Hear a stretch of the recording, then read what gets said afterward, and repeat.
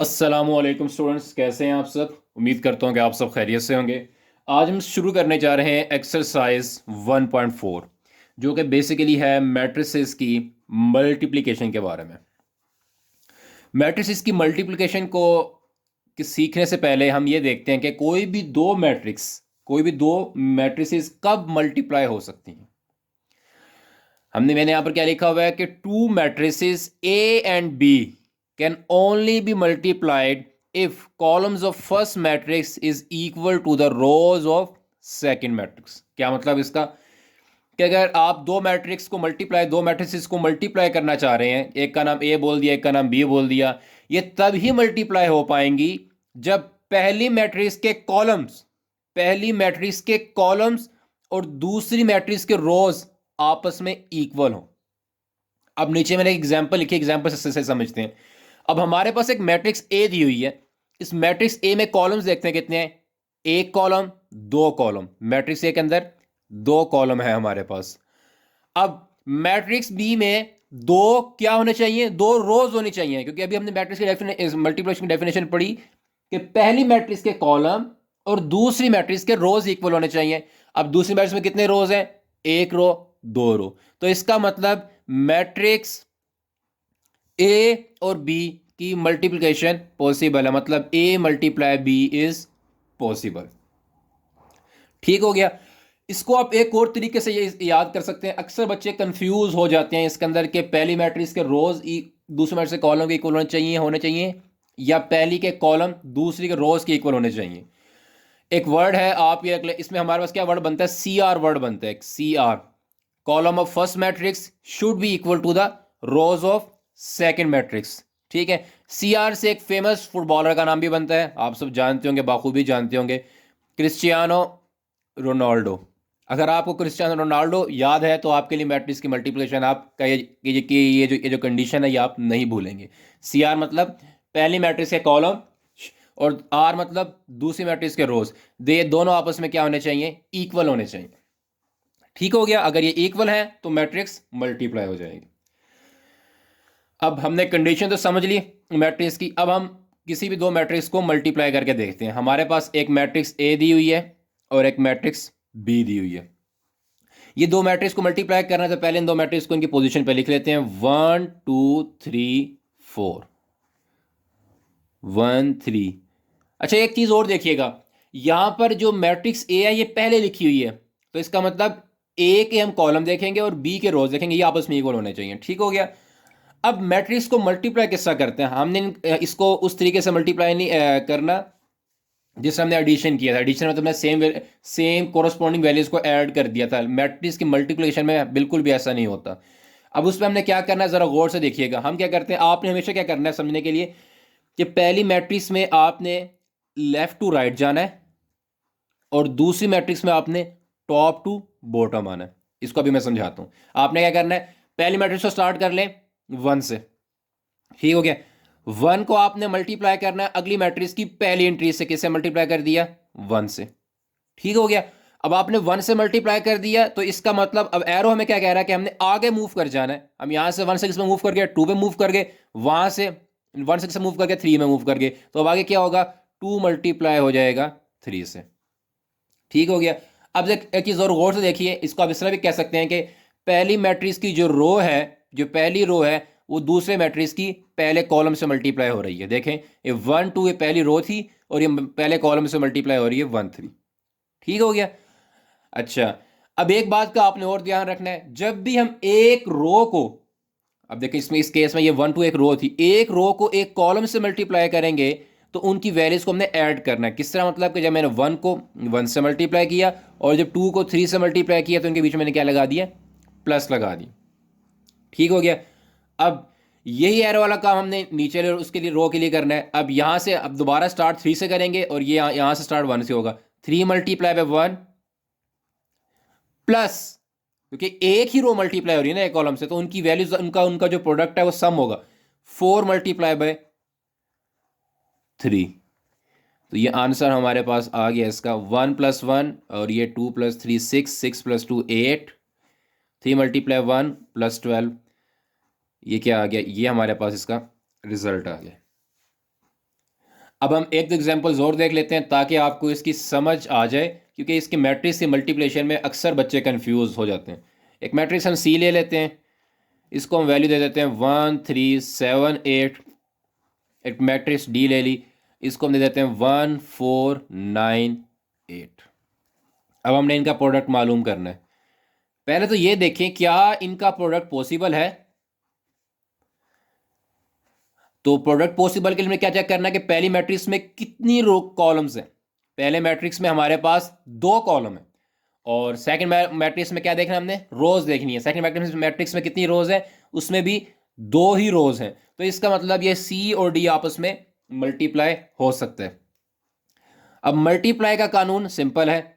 मैंने तो कहा कि आप एरो लगा दें कि यहां से आपने लेफ्ट टू राइट मूव करना है, और वहां आपने क्या करना है, टॉप टू बॉटम मूव करना है। या आप ये भी कह सकते हैं कि पहली मैट्रिक्स की जो रो है, पहली रो जो पहली मैट्रिक्स की रोज हैं, वो दूसरे मैट्रिक्स के हर कॉलम से मल्टीप्लाई होगा। मतलब किस तरह, 1 × 1 और प्लस 3 × 9। प्लस मैंने क्यों लगाया बीच में, क्योंकि जब मैंने अभी आपको बताया कि जब एक रो एक कॉलम से मल्टीप्लाई होगा तो उनका जो प्रोडक्ट है वो सम होगा। उनके जो मल्टीप्लाई करके आंसर आएंगे वो आपस में क्या होंगे, सम होंगे। अब मैंने क्या किया, पहली रो को पहले कॉलम से मल्टीप्लाई कर दिया। अब पहली रो को दूसरे कॉलम से भी मल्टीप्लाई करना है, तो क्या करेंगे, जब पहली रो को अगले कॉलम से मल्टीप्लाई करना है तो आपने बीच में स्पेस दे देनी है। अब क्या होगा, 1 × 4 प्लस 3 × 8। ठीक हो गया। अब पहली रो हमारे पास पहले कॉलम से भी मल्टीप्लाई होगी, पहली रो दूसरे कॉलम से भी मल्टीप्लाई हो गई है, तो पहली रो सारे कॉलम से मल्टीप्लाई हो चुकी है। अब हम मूव करते हैं सेकंड रो में। अब इसमें हमने क्या करना है, 7। अब इसको मैं पहले कॉलम से मल्टीप्लाई कर लेते हैं। 7 × 1 प्लस 8 × 9। अब क्या था, क्योंकि ये एक पूरी रो एक कॉलम से मल्टीप्लाई हो रही है तो इनकी वैल्यूज आपस में ऐड होंगी। अब ये पहले कॉलम से मल्टीप्लाई हो गई, अब इस रो ने अगले कॉलम से मल्टीप्लाई होना है, तो बीच में क्या आ जाएगी, स्पेस आ जाएगी। 7 × 4 प्लस 8 × 8। 1 × 1 9 × 3 27। 7 × 7 और 8 9 8 9 72 हो गया, सॉरी ये 72 हो चुका है हमारे पास।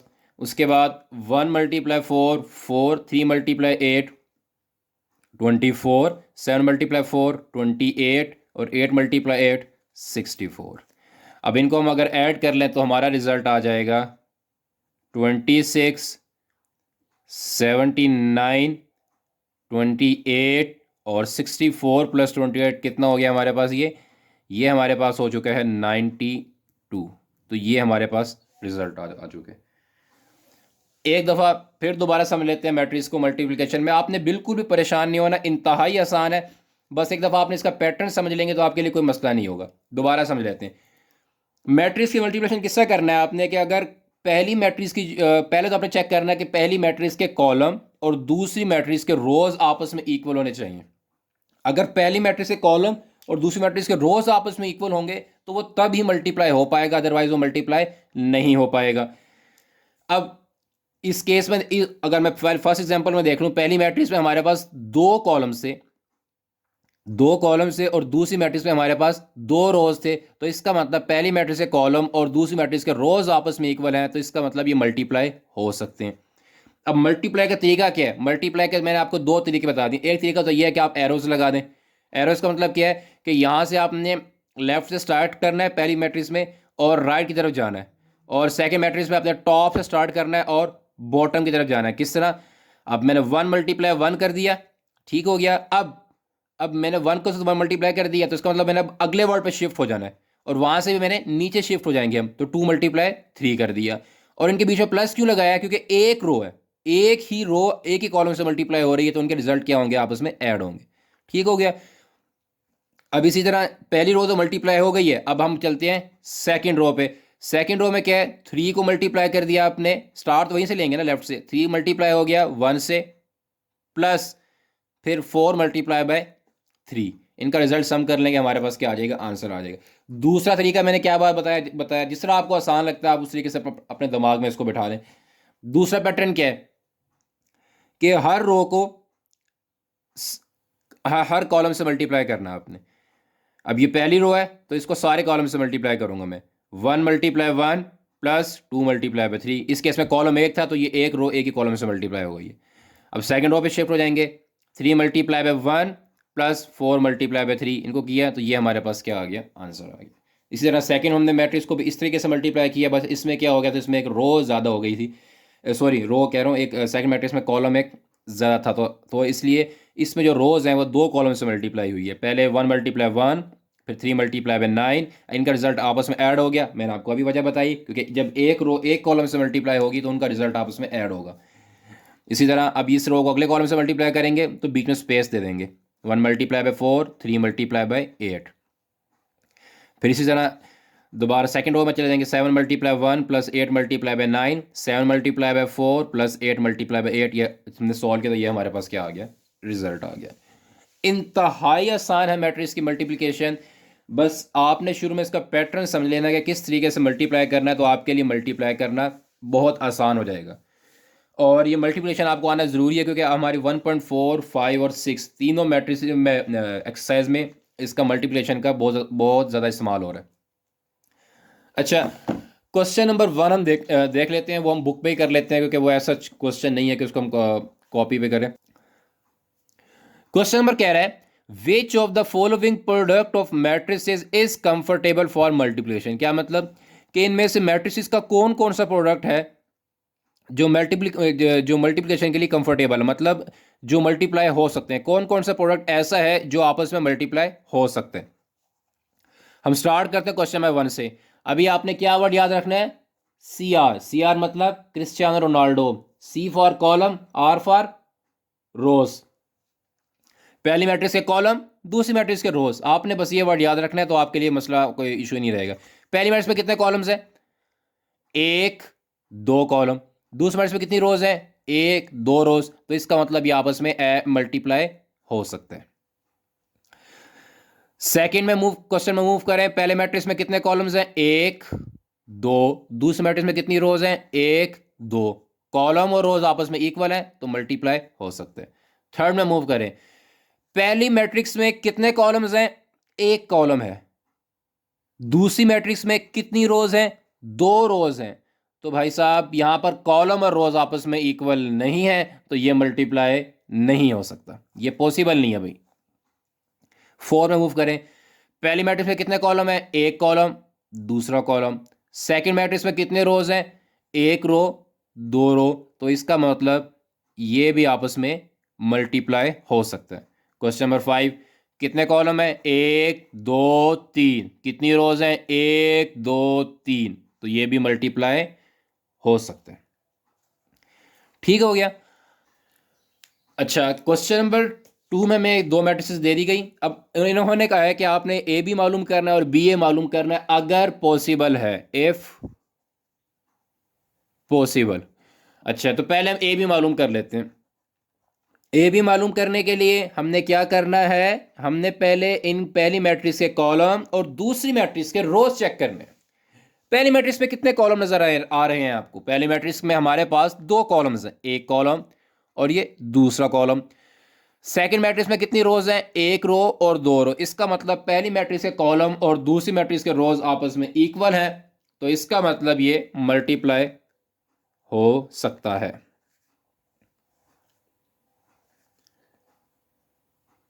अब हमने मल्टीप्लाई किस तरह करना है, या तो आप इस अप्रोच से कर लें या आप रो कॉलम का। हम क्या करते हैं, अब ये रो है, इसने कॉलम से मल्टीप्लाई होना है। 3 × 6 प्लस 0 × 5। इसी तरह -1 × 6 प्लस 2 × 5। ये हो गया मल्टीप्लाई।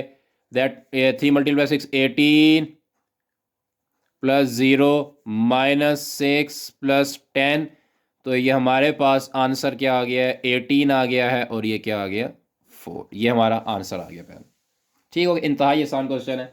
अब आपको कहा गया कि आपने क्या मालूम करना है, बी ए मालूम करना है। अब इस केस में बी मैट्रिक्स हमारी पहली मैट्रिक्स बन जाएगी और ए हमारी क्या बन जाएगी, सेकंड मैट्रिक्स। तो अब हम कॉलम किस मैट्रिक्स में तलाश करेंगे, कॉलम हम बी मैट्रिक्स में तलाश करेंगे क्योंकि ये हमारी पहली मैट्रिक्स बन चुकी है। पहली मैट्रिक्स में कितने कॉलम है, एक कॉलम है। सेकंड मैट्रिक्स में कितनी रोज हैं, दो रोज हैं। तो कॉलम और रोज आर इक्वल नहीं आपस में। The number of columns and rows are not equal, hence b multiply by a is not possible। इतनी सी बात थी हमारी, ठीक हो गया, ये क्वेश्चन भी हमारा सॉल्व हो चुका है। अब हम देखते हैं क्वेश्चन नंबर 3। क्वेश्चन नंबर 3 में भी आपको मैट्रिसेस का प्रोडक्ट के बारे में मालूम करने के बारे में कहा गया है। अब इस क्वेश्चन नंबर 3 में हमारे पास 5 पार्ट्स हैं। 5 पार्ट में से अगर पहले 4 पार्ट देखें तो बिल्कुल एक जैसे ही पार्ट्स हैं क्योंकि उन चारों पार्ट्स में दोनों मैट्रिसेस का ऑर्डर सेम है। अब और क्वेश्चन नंबर 5 डिफरेंट है, तो हम पहले 4 में से क्वेश्चन नंबर 1 कर लेते हैं और एक क्वेश्चन नंबर 5 कर लेते हैं। अब मैं 1 स्टार्ट करता हूँ, क्वेश्चन नंबर 1। तो क्वेश्चन नंबर 1 में आप देखें तो आपको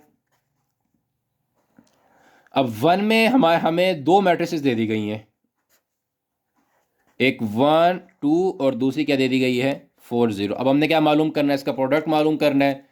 तो कोई मुश्किल बात नहीं है। पहली मैट्रिक्स में कितने कॉलम्स हैं, 1 2। दूसरी मैट्रिक्स में कितनी रोज हैं, 1 2 रोज। कॉलम और रोज आपस में इक्वल है तो इसका मतलब ये आपस में मल्टीप्लाई हो सकते हैं। अब मल्टीप्लाई किसका करना है, यहां से लेफ्ट टू राइट मूव करेंगे, वहां से टॉप टू बॉटम मूव करेंगे। 1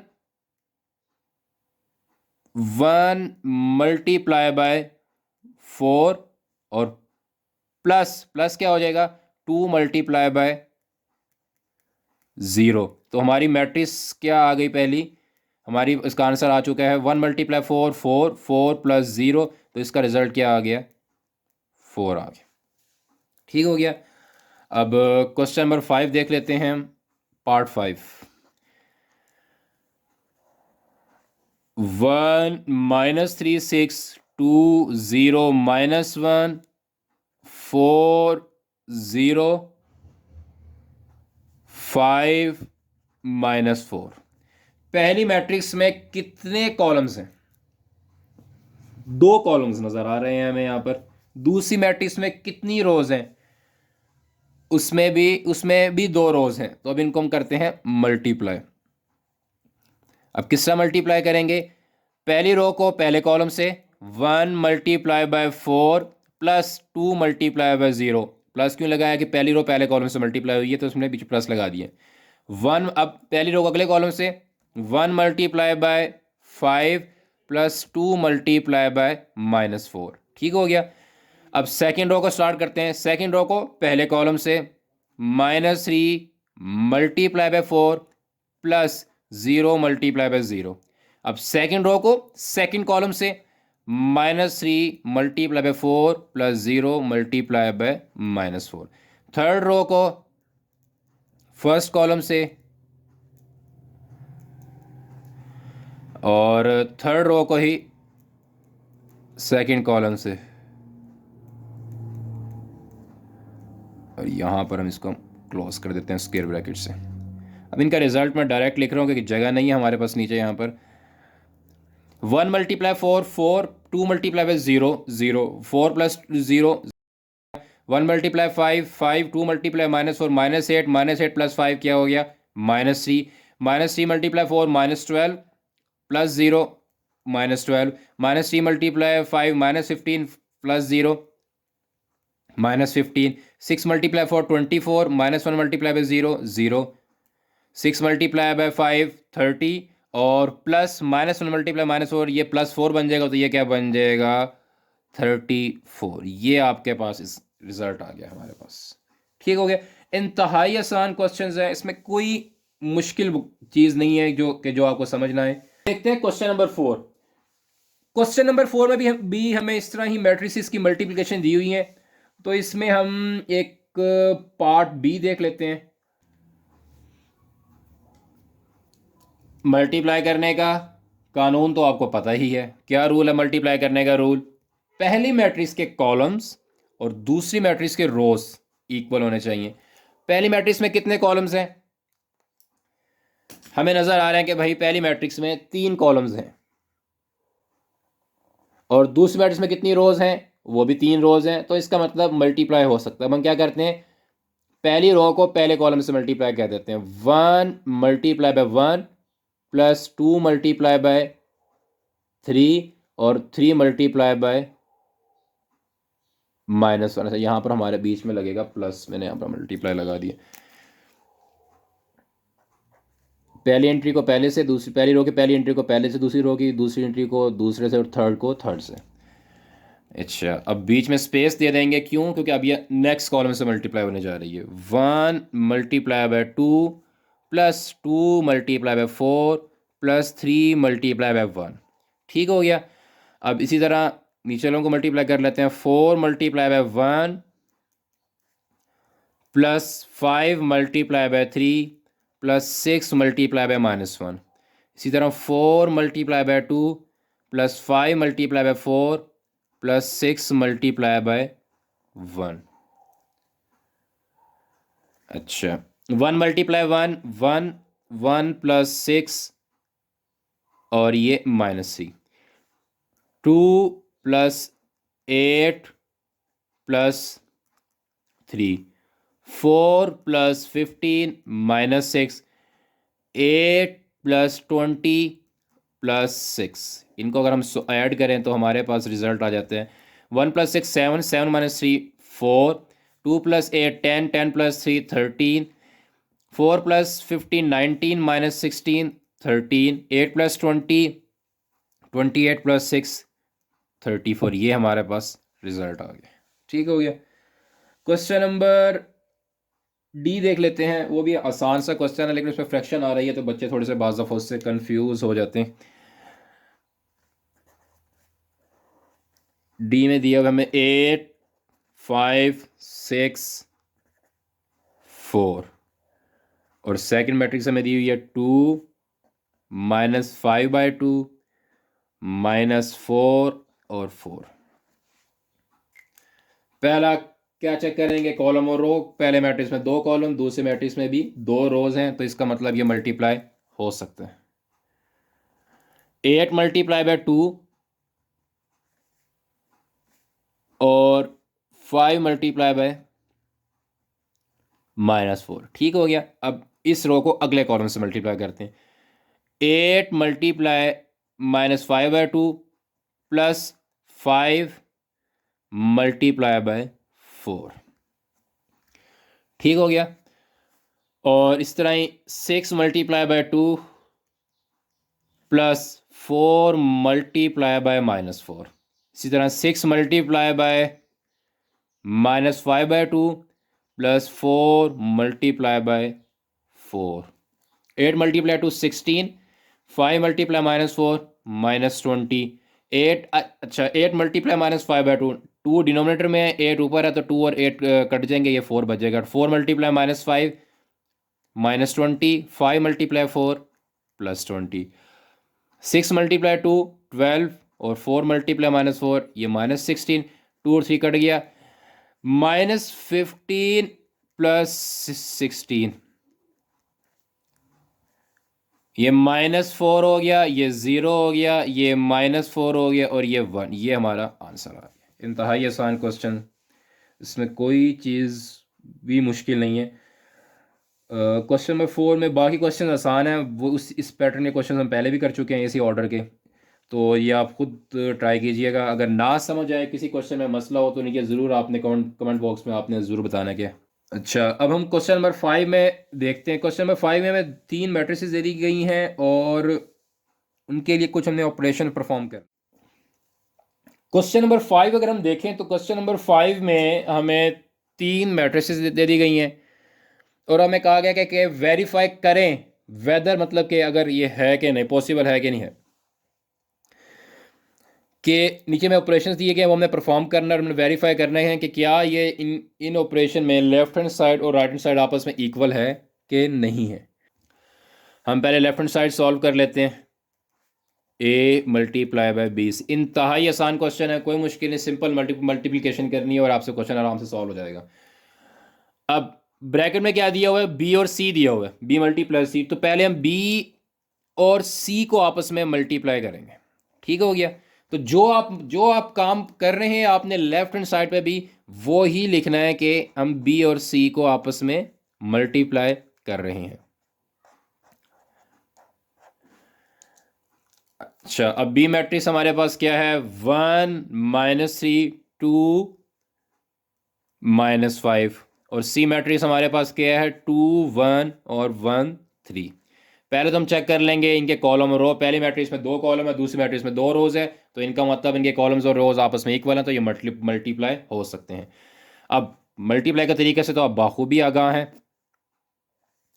1 × 2 प्लस 2 × 1, 1 × 1 प्लस 2 × 3, -3 × 2 प्लस -5 × 1, -3 × 1 प्लस -5 × 3। ठीक हो गया। 1 × 2, 2 × 1 2, 1 × 1 2 × 3 6, -3 × 2 6, -5 × 1 -5, -3 × 1 -3, और -5 × 3 ये -15। इनको अगर हम ऐड करें तो क्या हो जाएगा, 4 7 -11 और -18। ये हमारे पास आ चुका है b मल्टीप्लाई बाय सी। अब हमने क्या करना है, अब हमने a को मल्टीप्लाई करना है b मल्टीप्लाई बाय सी से। तो अब हम वही काम करने लगे हैं, a multiply by B C. अब a मैट्रिक्स हमारे पास क्या है, अब a मैट्रिक्स लेफ्ट पे आ रही है तो उसको आप पहले लिखेंगे, -1 2 3 0, और बी सी का प्रोडक्ट क्या है हमारे पास, ये हमारे पास बी सी मैट्रिक्स का प्रोडक्ट है। इसको हम यहाँ पर लिख लेते हैं कि हमारे पास बी सी का प्रोडक्ट है। अच्छा, 4 -11 7 और -18, -1 × 4 प्लस 3 × -11, -1 × 7 प्लस 3 × -18। उसके बाद 2 × 4 प्लस 0 × -11, 2 × 7 प्लस 0 × -18, -4 और ये -33, -7 और ये -54, 8 प्लस 0 14 प्लस 0, -37, -61, 8 और ये 14। ये हमारी लेफ्ट हैंड साइड हमारी सॉल्व होगी। अब हम राइट हैंड साइड को भी सॉल्व करते हैं। राइट हैंड साइड में इन्होंने हमें कहा है कि आप ए को बी से मल्टीप्लाई करें और जो रिजल्ट आएगा उसको आपने सी से मल्टीप्लाई करना है। तो ब्रैकेट में ए मल्टीप्लाई बी दिया हुआ है, तो पहले ए और बी को मल्टीप्लाई करेंगे। ए हमें मैट्रिक्स दी हुई है -1 2 3 0, और बी हमें मैट्रिक्स दी हुई है 1 -3 2 -5। कॉलम और रो, पहले के कॉलम दूसरे के रोज इक्वल है तो ये मल्टीप्लाई हो सकते हैं। -1 × 1 प्लस 3 × -3, इसी तरह -1 × 2 प्लस 3 × -5, 2 × 1 प्लस 0 × -3, 2 × 2 प्लस 0 × -5, -1 × 1 -1 -1 -9, -1 × 2 -2 -15, 2 और ये 0 हो गया, 4 ये भी क्या हो गया, 0 हो गया।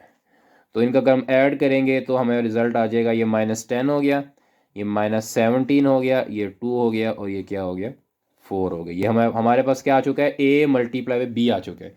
अब हमने क्या करना है, a मल्टीप्लाई बी को मल्टीप्लाई करना है हमने c के साथ। अब इस केस में ए मल्टीप्लाई बी पहले लिखा हुआ है तो उसको आप पहले लिखेंगे, और जो आपके पास सी मैट्रिक्स है उसको आप बाद में लिखेंगे। फिर इनके कॉलम रो चेक कर लें जो कि इक्वल हैं, तो इसका मतलब ये मल्टीप्लाई हो सकता है। -10 मल्टीप्लाई 2 प्लस -17 मल्टीप्लाई बाय 1, फिर space -10 multiply 1 plus -17 multiply by 3, 2 multiply by 2 plus 4 multiply by 1, 2 multiply by 1 plus 4 multiply by 3, -20 और -17, -10 और -51, 4 + 4 2 + 12, -37 -61 8, और ये क्या हो गया 14। तो इस तरह हमारी लेफ्ट हैंड साइड और राइट हैंड साइड दोनों इक्वल आ चुकी हैं। लेफ्ट हैंड साइड हमारी यही आई थी -37 -61 8 और 14, और राइट हैंड साइड भी हमारी बिल्कुल एज इट इज ही आई। तो हम लिख सकते हैं hence proved that left hand side is equal to right hand side. Left hand side हमारे पास क्या थी, a multiply by B C is equal to A B multiply by. Number 5 का पार्ट 4 देखते हैं। 3 और 4 में कोई ख़ास फ़र्क नहीं है, 3 में सम हो रहा है और 4 में सब्ट्रैक्शन हो रही है, तो हम 4 वाला को पार्ट 4 कर लेते हैं। 3 पार्ट आपको ट्राई कीजिएगा। पार्ट 4 में कहता है a ब्रैकेट में b minus c is equal to A B minus A c. ठीक है, तो पहले हम लेफ्ट हैंड साइड को सॉल्व करते हैं, फिर हम राइट हैंड साइड पे जाते हैं। इसको भी हम मार्कर से ही लिख लेते हैं। लेफ्ट हैंड साइड हमें क्या कह दी गई है, ए बी माइनस सी। पहले हम मालूम कर लेते हैं b माइनस सी। बी माइनस सी क्यों मालूम कर रहे हैं, क्योंकि b माइनस सी ब्रैकेट में लिखा हुआ है, जो ब्रैकेट में लिखा हुआ है वो हमने पहले सॉल्व करना होता है। अब मैट्रिक्स b क्या दी हुई है हमें, 1 -3 2 -5 माइनस सी क्या दिए हुए 2 1 1 3। इनको अब हम माइनस करें तो 1 -2, और ये माइनस का साइन है इसको माइनस हम लगा रहे हैं साथ, 2 -1 -3 -1 -5 -3 -1 1 -4 और ये -8। अब b माइनस सी तो हमने मालूम कर लिया। अब अगला स्टेप क्या है कि उसको हमने a से मल्टीप्लाई करना है। तो a को लेफ्ट हैंड साइड पे है, तो इसको यहां पर हम लेफ्ट हैंड साइड पे मेंशन करेंगे। a मैट्रिक्स हमें दी हुई है -1 3 2 0, और b माइनस सी में दिया हुआ है -1 -4 और 1 -8। कॉलम और रो, पहले के कॉलम दो, अगले के सेकंड मैट्रिक्स के रोज भी दो, तो ये आपस में मल्टीप्लाई हो जाएंगे। -1 मल्टीप्लाई -1 प्लस 3 मल्टीप्लाई बाय -4, और इसी तरह -1 multiply 1 plus 3 multiply bye -8, 2 multiply by -1 plus 0 multiply by -4, इसी तरह 2 multiply 1 plus 0 multiply bye -8, -1 multiply -1 +1 हो जाएगा, 3 मल्टीप्लाई -4 -12, -1 मल्टीप्लाई -1 मल्टीप्लाई +1, ये -1 हो गया, ये -24 हो गया, 2 मल्टीप्लाई -1 -2 प्लस 0 2 प्लस 0। तो हमारे पास रिजल्ट क्या आ गया इसका, -11 -25 -2 और ये 2। ये हमारे पास लेफ्ट हैंड साइड हमारे पास सॉल्व हो चुकी है। अब हमने करना है राइट हैंड साइड मालूम करनी है। अब राइट हैंड साइड अगर हम सॉल्व करना शुरू करें तो उसमें उन्होंने हमें कहा है कि राइट हैंड साइड में हमने मालूम करना है ए बी माइनस ए सी। तो पहले हम ए बी मालूम कर लेते हैं, फिर हम ए सी मालूम कर लेंगे। ए मैट्रिक्स हमें दी हुई है -1 3 2 0 और बी मैट्रिक्स हमें दी हुई है 1 2 -3 और -5। मल्टीप्लाई कर लेते हैं, -1 × 1 +3 × -3 -1 multiply by 2 +3 multiply -5, 2 × 1 +0 multiply by -3 और 2 × 2 +0 मल्टीप्लाई बाय -5। जगह हमारे पास कम है तो रिजल्ट में यहीं पर इसको मेंशन कर देता हूँ। रिजल्ट हमें क्या आ रहा है हमारे पास, -1 × 1 -1 हो जाएगा,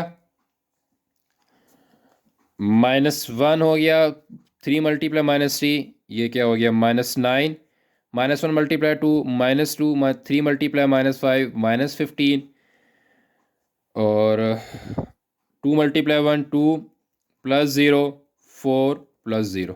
अगर इनको हम सॉल्व करें तो ये रिज़ल्ट हमारे पास आ गया -10 -17 2 और 4। अभी राइट हैंड साइड हमने मुकम्मल सॉल्व नहीं की, अभी हमने सिर्फ ए मल्टीप्लाई बाय बी मालूम किया है।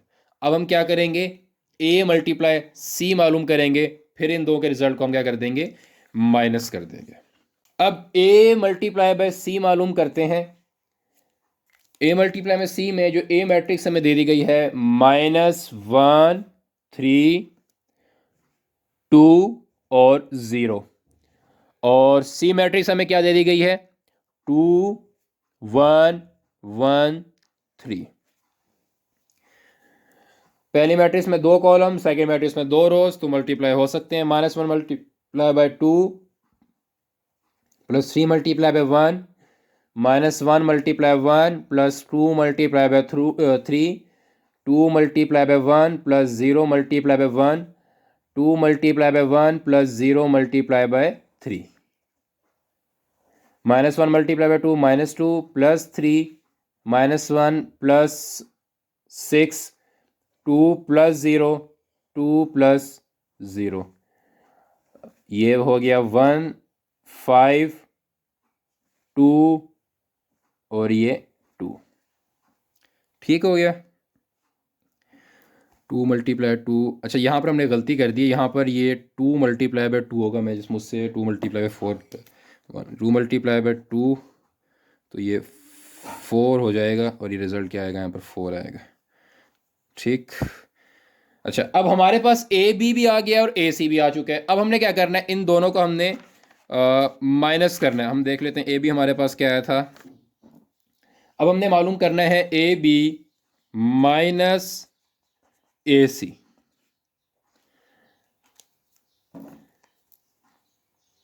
ए बी मैट्रिक्स हमें दी हुई है -10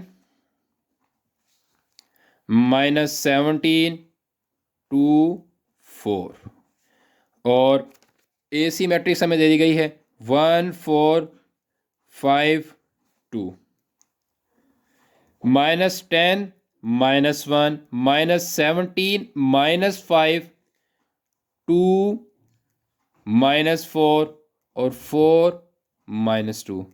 तो रिज़ल्ट क्या आ गया, -11 -22 -2 और 2। अब हम चेक कर लेते हैं कि हमारा रिज़ल्ट इक्वल आया कि नहीं आया। तो हमारा रिज़ल्ट में हमें यहाँ पर कोई गलती मिस्टेक लग रही है, मे भी मेरे को गलती की हो। हम दोबारा चेक कर लेते हैं। -1 मल्टीप्लाई बाय 1, अच्छा यहाँ पर भी ऊपर मैं गलती कर दी, यहाँ पर -1 मल्टीप्लाई 1 होगा तो फिर क्या होगा, उसके बाद 3 मल्टीप्लाई 3 होगा, ये ठीक हो गया। तो ये 3 + 3 9 9 माइनस ये 9 हो जाएगा, तो ये यहाँ पर क्या आ जाएगा हमारे पास, ये 8 आ जाएगा। अच्छा तो यहाँ पर भी हम 8 लिख देते हैं। अब इनको माइनस करेंगे तो अब हमारे पास रिजल्ट क्या आ जाएगा, 25 आ जाएगा। ठीक, तो इस तरह हमारे पास प्रूव हो गया कि जो left hand side is equal to right hand side. ठीक हो गया। क्वेश्चन नंबर 6 में हमें 3 मैट्रिसेस दी गई हैं और इनके मुतालिक हमें 2 क्वेश्चन दे दिए गए नीचे। हम इसका पार्ट बी देखते हैं। पार्ट बी में हमें कहा गया कि बी सी को आपने बी सी का whole transpose is equal to C transpose multiply by B transpose. तो पहले हम लेफ्ट हैंड साइड को सॉल्व कर लेते हैं।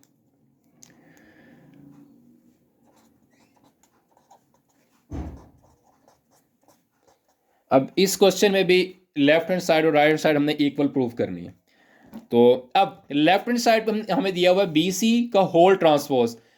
अब इसके अंदर बी सी जो है वो ब्रैकेट्स के अंदर लिखा हुआ है, तो इसका मतलब पहले हम सॉल्व करेंगे बी मल्टीप्लाई बाय सी। अब बी मैट्रिक्स हमें दे दी गई है 1 2 -3 और -5। सी मैट्रिक्स हमें दे दी गई -2 6 3 और -9। 1 multiply by -2 plus 2 multiply by 3, 1 multiply by 6 plus 2 multiply by -9, -3 multiply by -2 plus -5 multiply by 3, -3 multiply 6 plus -5 multiply by -9, -2 plus 6 6 -18